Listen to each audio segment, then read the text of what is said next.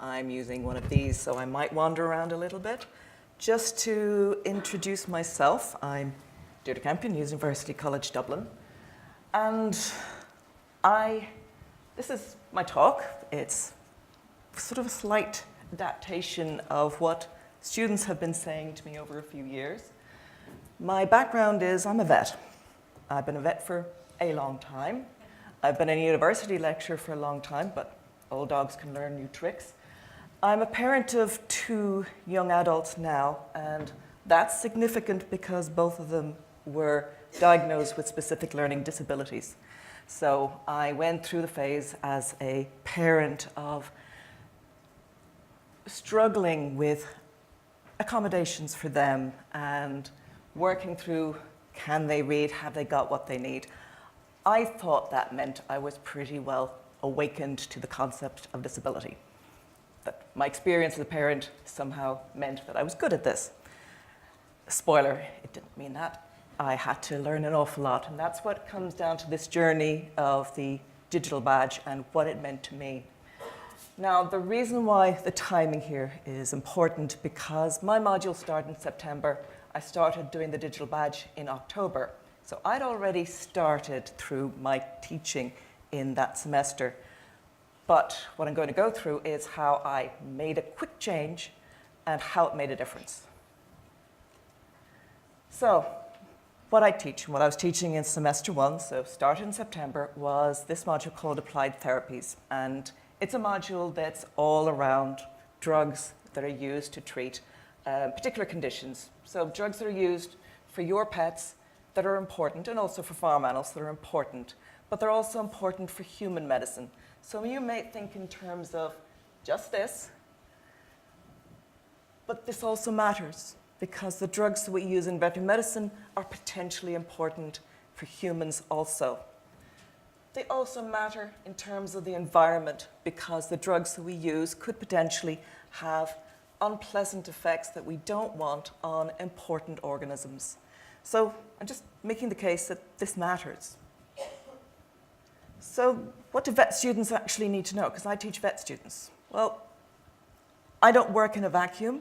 There are set things that I'm obliged to teach veterinary students. So the sort of things that they need to know is, where do you find information? How do you start a treatment plan? How do you revise your plan? And how do you choose particular drugs? So that's the broad concept, and that's what I have to cover. But I also have to cover the details of some of these drugs. Now, how about my students themselves? They're vet medicine students. They're not just starting off in university, they're in their second or third year. It's a large class. Their age range, they've got lots of different life experiences. So they're coming from a range of different backgrounds. Some of them are paying a large amount of fees, some are free fees, some of them have come in through access routes. So we've got overseas graduates from North America primarily, and they are quite firm in what they want.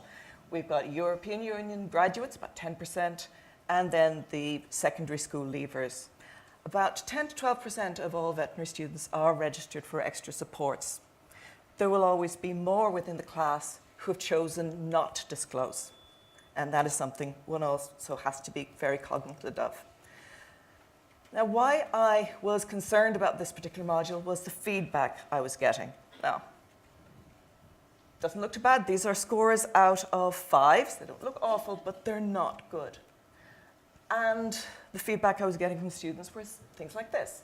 They liked case studies. They liked assignments. They thought the lectures were well structured. They disliked, that was a longer list, but I refined it down into themes.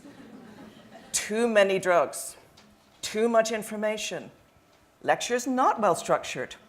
How does that make sense? Some people thought they were structured, some people didn't think so. Now, it makes sense to me now, didn't then. Just tell us how the drugs would be used in practice. And there was things they wanted more of, so that's fine. But it puzzled me. Same time I was having to come up with solutions because programs was compressing. I was told to cut lectures. Academics hate cutting lectures because everything is important. This is the point at which I started the digital badge. And one of the inspiring speakers at a conference a few years ago was David Rose. And it's an hour long. And so headphones on, listening. But part of the way through, he explained one of the first things he did was cut lectures. So I cut lectures. I retained the broad concepts, but reduced individual drugs considerably. But I continued to work through the digital badge. And I started the self-reflection. And I thought I was going to be fine. And these are the 2 pages that were fine. After that, it was dreadful. And I ended up with a score, which in my language translates to a fail. So, no, not good. That really focused my mind to use the full reflection tool where you go through every single step of the badge and write down what you could do to make a difference. So that's what I did.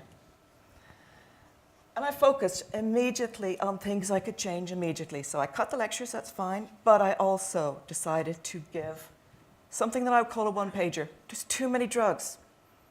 How do I make it easier? These are drugs that are hard. I find them hard to pronounce. Students find them hard to remember. They have similar names.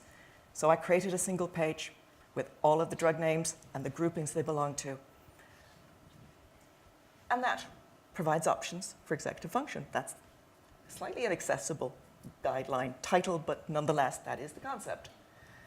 And then I asked the class, so multiple means of expression, I asked them, would you find that useful? Because just because I think it would be useful doesn't mean it actually is. And using Socrative, I put it to the class, here it is. Would you find that useful? And they pretty overwhelmingly said, yes, we would find that useful. And I went on to say, well, how? What do you want in the exam? How would you find that useful? And yes, please, just give it, was pretty well the way. So I did. So they had that in the exam. They didn't have to memorize the names. Other things, I bumped up my MCQs. I gave one in class, or a set of them. I bumped up how realistic they were so they could relate. Also, asked them to make sure they used it with the one-pager. And this is an example. Now, you can't read that from the back, but it's a very realistic case example. And in this particular situation, you may not be aware, but there's some flea treatments that you can use in dogs that are absolutely fatal for cats. It's hugely important. So and I have heard about it far too often where owners buy a particular treatment, put it onto their dogs and cat. Dog's fine, cat dies. Very, very unpleasant situation. They mostly knew the answer, which was good. So effort and persistence, I focus on that as well. And for that, I'd already had one assignment on, so I had 2 more to go, but I decided to refocus the second 2 assignments to really relate to the first 2. And in this one, the assignments were both manual graded, and they had a part that I graded myself. And there was rubric-based feedback in it, and I focused very strongly on the rubric. And each assignment built on the skills of the previous. So what you see here is how making greater attention to the feedback that was individualized and focused to each student's needs reinforced their ability to get better score the next time round. And that was a significant difference. So at the end, open-ended feedback, how did I do? So that's actually the scores from before. Everything improved. And in terms of the student feedback, they liked the assignments, the online MCQs, well-organized lectures, and there was no comment this time about badly structured lectures, which was a good thing. And they really liked having the drug names at the exam. And I did actually see that. I went to the exam hall, and the look of relief when finally the people delivered that one-pager. They wanted more. Of course, they always want more. And of course, the only negative comment was the Americans didn't like learning about Irish legislation, but there you have it. So where am I going with this? Because this literally was a change midway through. I have to obviously work on that. So I am embedding universal design for my next September and working through all of the different aspects of it. So improving roadmap, improving scenario, having things like inclusive statements at the very beginning. And my final thoughts on it are, because I'm a very visual person and I needed to visualize the concept before I could move on with this, was as a person who likes to cook and bake, if I've got guests coming to the table, I usually try to find out what their particular needs are. And I do that automatically. It's what being a good host is. And for some reason, I wasn't thinking that for education, but now I do. And thank you.